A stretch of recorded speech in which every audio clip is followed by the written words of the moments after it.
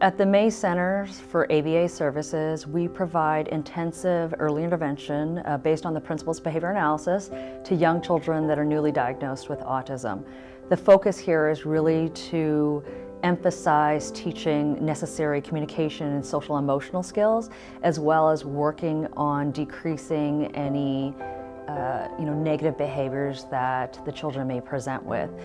One of the reasons why we focus on the center-based services is when children are newly diagnosed, there may be some extensive deficits such as a lack of communication and a lack of eye contact, and also difficulty interacting with peers.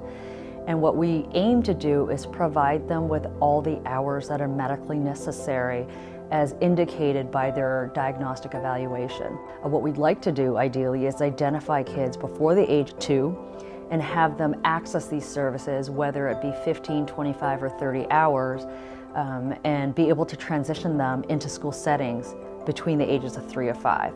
Some kids may be with us a year, some kids may be with us a year and a half. But the earlier they start their services and the more intensive the services are, the better able we are to focus on these skills and teach them to tolerate transitions, being around peers, being asked to do things that they don't wish to do. The faster we're able to fade out some of our services and perhaps transition them to these other least intrusive settings.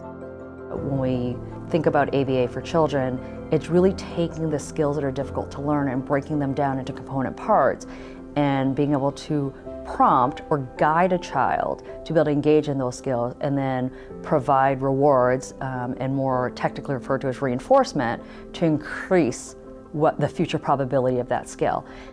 So if you think about a neurotypically developing child, they interact with their parent, they make eye contact, they play, and a lot of those interactions are natural. A parent looking at them and smiling, a parent nodding, a parent providing some physical touch and tickles, providing access to their favorite toy, all of those things function as reinforcement to increase that future engagement. The difficulty with children with autism is they're often not sensitive to those same types of social reinforcement, so we need to teach them. For the most part, the number one emphasis and focus is communication.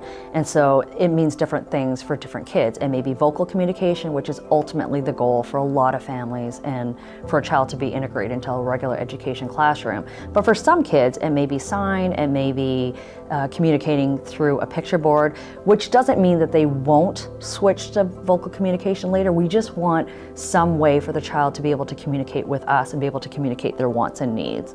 A lot of that is done in a play-based manner, which is developmentally appropriate with things that they prefer.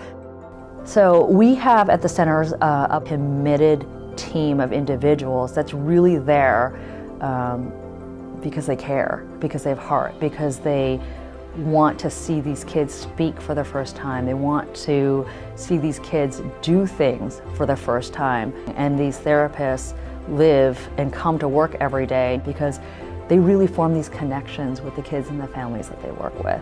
The change that we can produce with behavior analysis is utterly amazing. Children where parents receive the diagnosis, and I think that's the scary part, it's navigating what you need to obtain the diagnosis and then what you're told when you receive it, right? Autism is a lifelong diagnosis. There is no cure. But I think behavior analysis really provides the hope that families need. We set a bar for what kids learn, right? But behavior analysis can take that bar away. And when a parent learns of a diagnosis, there's so many things that you wonder if your child will ever do. And what we see in the clinic and in sessions and what we hear from families is they see so many of those firsts with us. The first time their child smiles at them, makes eye contact, tells them that they love them, even as simple as asking for something, I think when they start seeing that, then they realize that there's so much more that can happen.